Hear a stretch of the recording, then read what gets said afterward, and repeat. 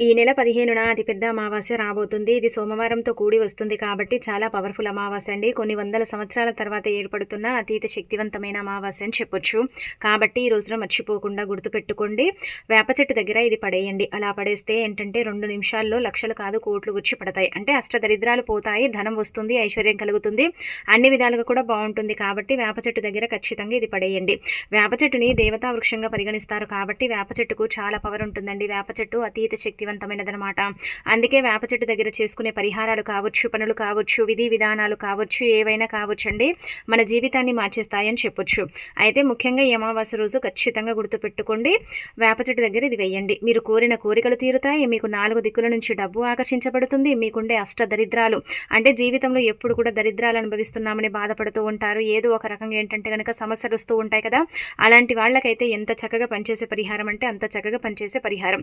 ఏదైనా పని అనుకున్నా జరగదు కదండి. కొన్ని సందర్భాలలో కొన్ని సిచ్యువేషన్స్లో ఏంటంటే అనుకున్న పని కూడా జరగక మనం ఇబ్బంది పడిపోతూ ఉంటాం కదా, అలాంటి వాళ్ళు కూడా ఈ పరిహారం అయితే చేయొచ్చు. ఎలా చేయాలి, ఏ విధంగా ఏంటంటే కనుక మనము ఈ పరిహారం చేసుకుంటే ఫలితం వస్తుందో తెలుసుకునే ముందు ఒక చిన్న రిక్వెస్ట్ అండి, వీడియోని పూర్తిగా చూడండి, వీడియోకి ఒక లైక్ ఇవ్వండి, ఛానల్ని కొత్తగా చూస్తున్నట్టయితే సబ్స్క్రైబ్ చేసుకోండి. ఇక ఆ తర్వాత ఏంటంటే మనకు సోమవారంతో అమావాస్య వస్తుంది కదా, ఈ రోజున ఉదయాన్నే లేవండి, శుచిగా స్నాన కార్యక్రమాలు చేసుకోండి. అయితే అమావాస్య అంటే కొంతమంది భయపడిపోతూ ఉంటారండి, ఏం జరుగుతుందో, ఎలా ఉంటుందో, చెడు జరుగుతుందేమో. అమావాస్య కొంతమందికి అస్సలు కూడా కలిసి రాదు కదా. అంటే కలిసి రాకపోవటం అంటే కనుక ఇంట్లో గొడవలు జరగడం. అమావాస్య వస్తే కొంతమంది ఏంటంటే కనుక ఎవరైనా సరే మనం అంటే గిట్టని వారు ఏదైనా చెడు ప్రయోగం చేస్తే దాని ప్రభావం అనేది అమావాస్య రోజు ఎక్కువ ఉంటుంది కదా, అలా కూడా భయపడుతూ ఉంటారు కదా. కానీ ఒకటి గుర్తు పెట్టుకోండి, శాస్త్రాల ప్రకారం మనకి ఏం చెప్పబడుతుందంటే అమావాస్య అనేది చాలా శక్తివంతమైనది, చాలా పవర్ఫుల్ అండి. ఆ రోజు మనం ఏంటంటే కనుక చెడుని తీసేసుకుని మంచిని తెచ్చిపెట్టుకోవచ్చు. అలానే కాకుండా ముఖ్యంగా కొన్ని నియమాలను పాటించవచ్చు. అమావాస్య రోజు మనం చెప్పాం కదా, కొన్ని పరిహారాలు కూడా చేసుకోవచ్చు. అందులో అన్నిటికంటే ముఖ్యమైన పరిహారము వేప చెట్టు పరిహారం. వేప చెట్టులో అతీత శక్తులు ఉంటాయి. ఈ అమావాస్య ఘడియలు ఉంటాయి కదా, అందులో ఏంటంటే కనుక ఇమిడి ఉంటాయండి. చాలా పవర్ అనేది ఏంటంటే కనుక వేప చెట్టుకు ఉంటుందన్నమాట. వేప చెట్టు దగ్గరే కదా మన కుల దేవతలు, గ్రామ దేవతలు నివసిస్తూ ఉంటారు. అలానే కాకుండా వేప చెట్టు గాలి కావచ్చు, నీడ కావచ్చు, చాలా శక్తివంతమైనది కదా.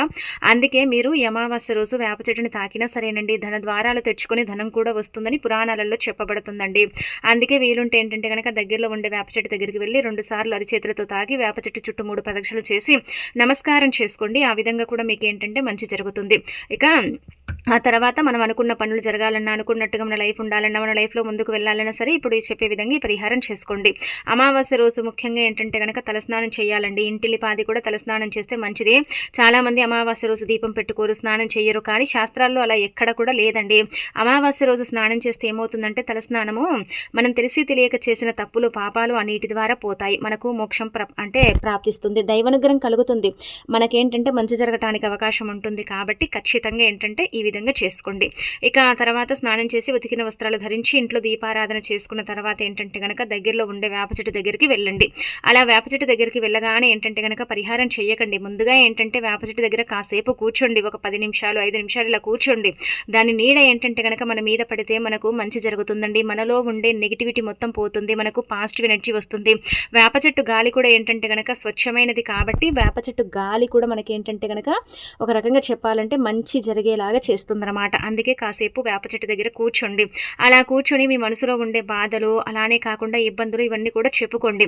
అంటే మనం అన్నాం కదా దేవతా వృక్షమని, అక్కడ కొన్ని ప్రదేశాలలో గుళ్ళ దగ్గర కూడా వేప చెట్ల దగ్గర దేవుళ్ళు, దేవతలు నివసిస్తూ ఉంటారు కదా, అలాంటి ప్రదేశానికి కూడా వెళ్ళొచ్చు. అలా వెళ్ళి కూడా అక్కడ ఏంటంటే కనుక చక్కగా మీరు ఈ విధంగా పరిహారం చేయొచ్చు. కానీ మనం ఏంటంటే అక్కడికి వెళ్ళి కూడా వేప చెట్టుని తాకటం, వేప చెట్టుకు అంటే నమస్కారం చేయటం ఇలాంటివి చేసుకోవచ్చు. కానీ పరిహారం అక్కడ చేయకండి. నార్మల్గా వేప చెట్లు ఉంటాయి కదా, కొంచెం మన ఇంటి నుంచి దూరంగా చేసుకోవాలి. మన ఇంటికి దగ్గరగా చేసుకుంటే ఫలితం ఉండదన్నమాట. ఇలా మన ఇంటికి కొంచెం దూరంగా ఉండే వేప చెట్టు దగ్గరికి వెళ్ళి ఇప్పుడు చెప్పే విధంగా చేసేసుకోండి, సరిపోతుందన్నమాట. ఇది చాలా చాలా శక్తివంతమైన పరిహారం అండి. చాలా మంది కూడా చేసేసి ఫలితాలను పొందిన పరిహారం కాబట్టి మరి మీరు కూడా పరిపూర్ణ నమ్మకంతో చేయండి. ఎంత నమ్మకం ఉంటుందో అంత మంచి ఫలితం వస్తుందండి. నమ్మకం లేకపోతే పెద్దగా ఫలితం అయితే రాదు.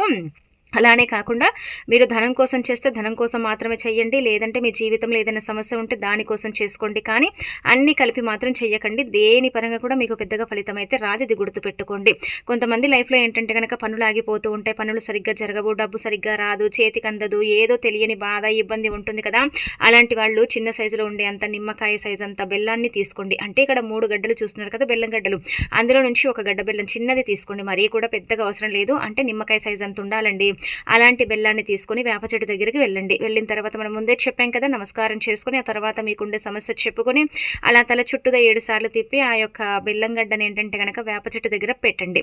అంటే పడేయండి. అక్కడ పడేస్తే ఏమవుతుందంటే వేప చెట్టు దగ్గర బెల్లాన్ని పెడితే అక్కడ చెట్టు దగ్గర అండి గండు చీమలు ఉంటాయి, మూగ జీవాలు ఉంటాయి. ఇవన్నీ కూడా ఏంటంటే తీపి పదార్థం కదా, అవి తినేస్తాయి అనమాట.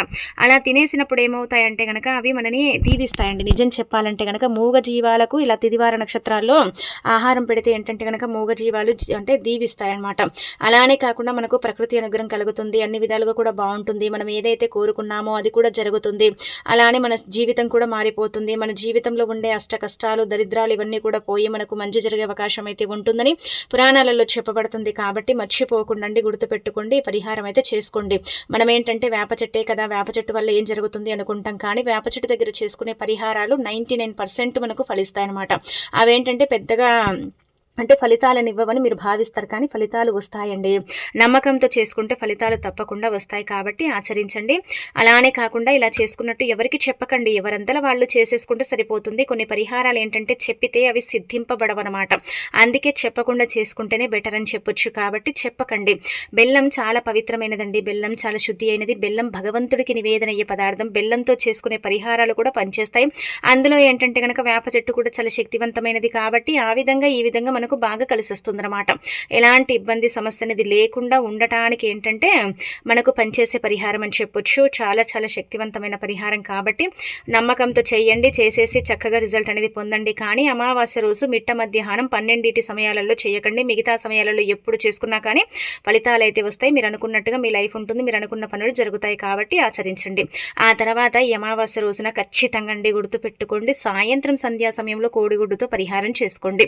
అంటే మీరు అనుకోవచ్చు కోడిగుడ్డుతో ఎందుకు చేయాలండి అంటే కనుక కోడిగుడ్డు పరిహారం అనేది చాలా పవర్ఫుల్ అండి. కోడిగుడ్డు మనం ఏంటంటే ప్రోటీన్ ఉంటుంది, కోడిగుడ్డు మనకు అంటే ఆరోగ్యానికి మంచిది అని మనం తీసుకుంటూ ఉంటాం, బలం అని కూడా. కానీ పరిహార పరంగా ఎంత బాగా పనిచేస్తుందంటే కనుకనండి అంత బాగా పనిచేస్తుంది. అయితే ఇక్కడ ఒకటి గుర్తుపెట్టుకోండి, కోడిగుడ్డుతో పరిహారం చేసేటప్పుడు గుడ్డుని తీసుకుని ఎప్పుడు డైరెక్ట్గా పరిహారం చేయకూడదు. దాని మీద ఏంటంటే కనుక ఇంటూ మార్కు వేసేసి దానితో పరిహారం చేస్తే తొందరగా ఫలితం వస్తుందన్నమాట. మనకు ఏం జరుగుతుందంటే నార్మల్గా చెప్పాలంటే ఈ నరదిష్టి కావచ్చు, చెడు దిష్టి కావచ్చు, మన మీద భూతపేత పిశాచాలయం అంటే చెడు ప్రభావం కూడా మన మీద ఉంటూ ఉంటుంది, మనకు దిష్టి తాకుతూ ఉంటుంది, మనకి ఇబ్బంది కలుగుతూ ఉంటుంది, అన్ని దరిద్రాలు మననే పట్టి పీడిస్తాయి, అన్ని ఇబ్బందులు మనకే ఉంటూ ఉంటాయి, అందరూ మన మీదే ఏడుస్తూ ఉంటారు, కుళ్ళు కుతంత్రాలతో రగిలిపోతూ ఉంటారు. అలానే కాకుండా ఏంటంటే కనుక మన కర్మ ఏంటో మనకు అలాగే ఉంటూ ఉంటుంది కదా, ఎంత చేసుకున్నా కానీ ఆ బాధలు పోనే పోవు కదా. అలాంటి వాళ్ళు ఇలా తిదివార నక్షత్రాలు బాగున్నాయి కదండి, అమావాస్య సోమవారం రావటం చాలా విశేషం, కాబట్టి మీరేంటంటే ముఖ్యంగా ఈ కోడిగుడ్డు పరిహారం అయితే చెయ్యండి. కోడిగుడ్డు పరిహారం అనేది చాలా పవిత్రమైనది, చాలా శక్తివంతమైనది, కాబట్టి ఒకటే కోడిగుడ్డుని తీసుకోండి, ఎక్కువగా అవసరం లేదనమాట. పరిహారానికి ఏంటంటే ఒక కోడిగుడ్డు తీసేసుకుంటే సరిపోతుందండి. అలా తీసేసుకున్న తర్వాత ఇంట్లో యజమాని అంటే మన ఇంట్లో మనం సంపాదించే వాళ్ళు ఉన్నా కానీ వాళ్ళ మీద ఏడుస్తూ ఉంటారు, మన బంధువులు కావచ్చు, మన చుట్టుపక్కల వాళ్ళు కావచ్చు, మనకు తెలిసిన వాళ్ళు కూడా కావచ్చు, ఇలా మన మీద ఏంటంటే కనుక ఏడుస్తూ ఉంటారు, బాగా సంపాదించుకుంటున్నారు, బాగా ఎదుగుతున్నారు అని ఏడుస్తూ ఉంటారు కదా. అలాంటి వాళ్ళ పరంగా కూడా ఒక కోడిగుడ్డును తీసుకొని దాని మీద ఇంటూ మార్కు వేసేసి చక్కగా తల చుట్టూ తిప్పేసి ఎన్నిసార్లైనా సరే తిప్పొచ్చు, 9, 7, 11 లేదంటే 3, 5 సార్లు కూడా తిప్పేసి ఎడమ చేతిలో పట్టుకొని కోడిగుడ్డు పగలకుండా తిప్పేసిన తర్వాత దాన్ని తీసుకెళ్ళి ఏదైనా తొక్కని ప్రదేశంలో కానీ తొక్కని చోట కానీ పెట్టేసి వెనక్కి తిరిగి చూడకుండా వచ్చేస్తే మీ మీద ఉండే ఏడుపు కావచ్చు, మీ ఎదుగుదల కావచ్చు, ఇదంతా కూడా బాగుంటుంది. మీకు జీవితంలో ఏంటంటే కనుక కోల్పోయినవి తిరిగి మీరు పొందే అవకాశం ఉంటుంది. ఈ నరదిష్టి నుంచి కూడా మీరు బయటపడే అవకాశం ఉంటుంది, చెడు దిష్టి కూడా ఏంటంటే కనుక దూరం అయిపోతుంది, అన్ని విధాలుగా కూడా మీకు బెటర్గా ఏంటంటే కనుక ఈ పరిహారం సిద్ధిస్తుందని చెప్పొచ్చు. ఇక్కడ మనం పెద్దగా కూడా ఖర్చు పెట్టమండి, ఈజీగా చేసేసుకునే పరిహారం అండి. ఇందులో ఏంటంటే కనుక పెద్దగా శ్రమించాల్సిన అవసరం కూడా లేదు. అందరి ఇళ్లలో కోడిగుడ్లు ఉంటాయి, తీసేసుకుంటాం, చేసుకుంటాం, ఆ తర్వాత తీసుకెళ్ళి ఏంటంటే కనుక పగలగొట్టకుండా పెట్టేసి వెనక్కి తిరిగి చూసి అంటే చూడకుండా వచ్చేస్తాం. అలా పెట్టేసి వచ్చిన తర్వాత అది ఎవరైనా పగలగొట్టినా పర్వాలేదు, ఎవరు ఏం చేసినా పర్వాలేదు, కానీ మీ చేతులతో మాత్రం మీరు పగలగొట్టకండి. మీ చేతులతో మీరు పగలగొడితే మాత్రం ఫలితాలు అయితే రావు. రావు. అదేవిధంగా ఏంటంటే కనుక మన పిల్లలండి మనని ఇబ్బంది పెడుతూ ఉంటారు, బాధ పెడుతూ ఉంటారు. చిన్నపిల్లలు కావచ్చు, పెద్ద పిల్లలు కావచ్చు, మానం చేస్తూ ఉంటారు. ఏదైనా చెప్తే వినకపోవటం, సరిగ్గా రెస్పాండ్ అవ్వకపోవటం, అలానే కాకుండా పిల్లల మీద కూడా చెడు దిష్టి, నరదిష్టి ఉంటూ ఉంటుంది. పిల్లల ఎదుగుదల కూడా సరిగ్గా ఉండదండి. పిల్లలు ఎప్పుడు కూడా ఏదో ఒక రకంగా బాధ పెడుతూ ఉంటారండి, ఇబ్బంది పెడుతూ ఉంటారండి అంటారు కదా. అలా పిల్లలకు కూడా ఏంటంటే ఆడపిల్లలకు, మగ పిల్లలకు ఎవరికైనా పర్వాలేదండి.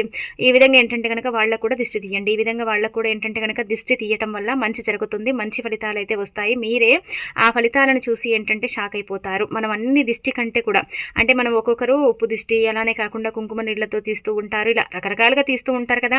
దానన్నిటికంటే కూడా అండి ఈ కోడిగుడ్డు దిష్టి అనేది చక్కగా పనిచేస్తుందండి. విత్ ఇన్ సెకండ్స్లోనే, ఎక్కువగా మీకు ఏంటంటే కనుక సమయం కూడా పట్టదండి. విత్ ఇన్ సెకండ్స్లో ఇలా అంటే ఇలా మీరు దిష్టి తీసి అలా తీసుకెళ్ళి అక్కడ పెట్టేసి ఇంటికి వచ్చేలోపు ఏంటంటే ఆ పిల్లల్లో మీరు మార్పుని చూసే అవకాశం అయితే ఉంటుంది. ఆ మార్పుని మీరే మీ కళ్ళతో చూడగలుగుతారని చెప్పొచ్చు. కాబట్టి ఆడపిల్లలకు, మగపిల్లలకు ఎలాగో మనం అమావాస్య రోజున ఏంటంటే కనుక దిష్టి తీసుకుంటాం కదా, అదేవిధంగా ఏంటంటే కోడిగుడ్డు తీసుకోండి సరిపోతుంది.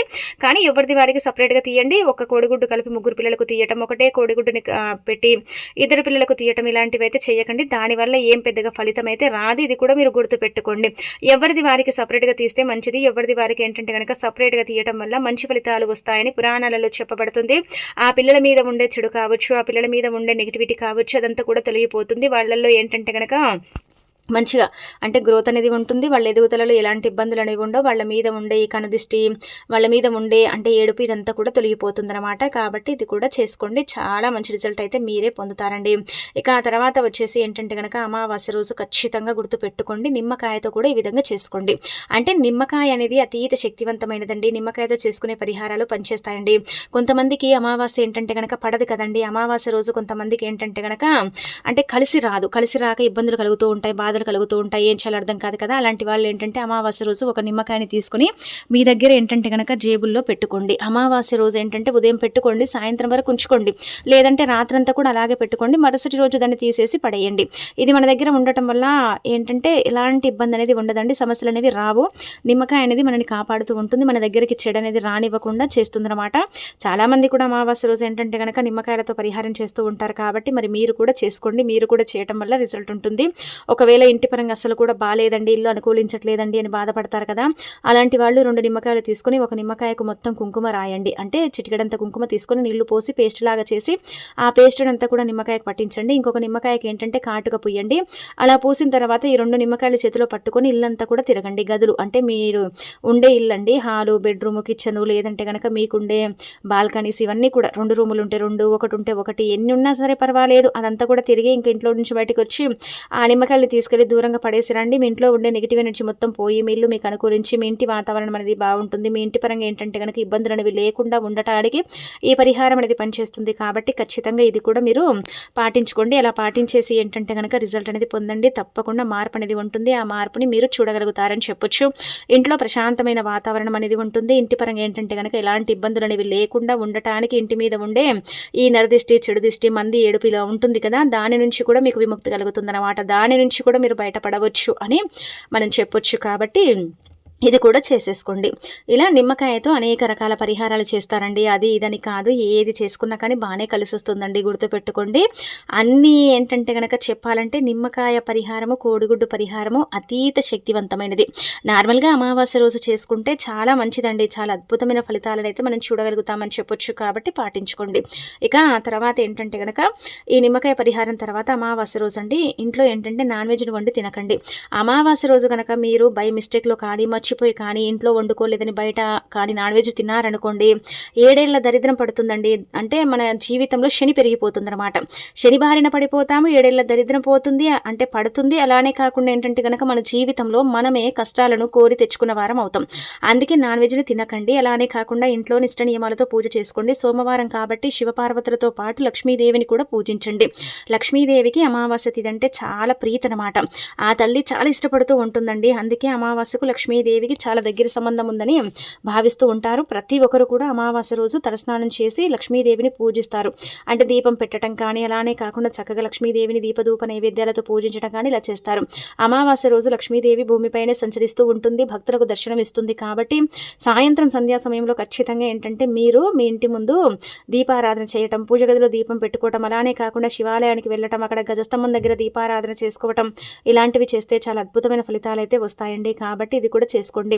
ఇక ఆ తర్వాత మీరు ముఖ్యంగా ఏంటంటే కనుక వ్యాపారం చేసే స్థలాల్లో ఒక నిమ్మకాయని తీసుకుని, ఆ నిమ్మకాయకి ఏంటంటే కనుక కుంకుమతో బొట్టు పెట్టి, ఆ తర్వాత దాన్ని మీరు ఎక్కడైతే అంటే వ్యాపారం చేసే స్థలాలు ఉంటాయి కదండి, కొంతమందికి షాపులు ఉంటాయి, కొంతమందికి ఏంటంటే కనుక బిజినెస్ పరంగా చిన్న షాపు పెద్ద షాపు ఏదైనా పర్వాలేదు, కొన్నిసార్లు పడదు కదా అమావాస్య పడక ఏంటంటే ఆ షాపుల్లో కూడా ఇలా చెప్పాలంటే కనుక గిరాకీ తగ్గిపోవడం ఇలాంటివి జరుగుతూ ఉంటాయి కదా. అలాంటి వాళ్ళు ఏంటంటే నిమ్మకాయకు కుంకుమతో బొట్టు పెట్టి లక్ష్మీదేవి పటం ముందు పెట్టి తర్వాత తీసుకెళ్ళి మీ యొక్క అంటే గల్లాపెట్టెలో కానీ, మీరు వ్యాపారం చేసే దగ్గర కానీ పెట్టండి. ఏదైనా పర్వాలేదు, వ్యాపారం ఇది అది అని కాదు, ఏ వ్యాపారమైనా పర్వాలేదు, తీసుకెళ్ళి అలా పెట్టేసి ఏంటంటే కనుక అలాగే ఉంచేసి మరుసటి రోజు దాన్ని తీసేసి ఏంటంటే పడేయండి. వ్యాపార పరంగా కూడా చక్కటి అభివృద్ధి ఉంటుంది. వ్యాపార పరంగా ఈ విధంగా చేయటం వల్ల మంచి ఫలితాలు వస్తాయి. అలానే వ్యాపారంలో ఎలాంటి నష్టాలు కష్టాలు లేకుండా ఉండటానికి కూడా ఈ పరిహారం అనేది పనిచేస్తుందన్నమాట. కానీ ఇది మర్చిపోకుండా చేసుకోండి, మీకే అనుకూలంగా ఉంటుందన్నమాట.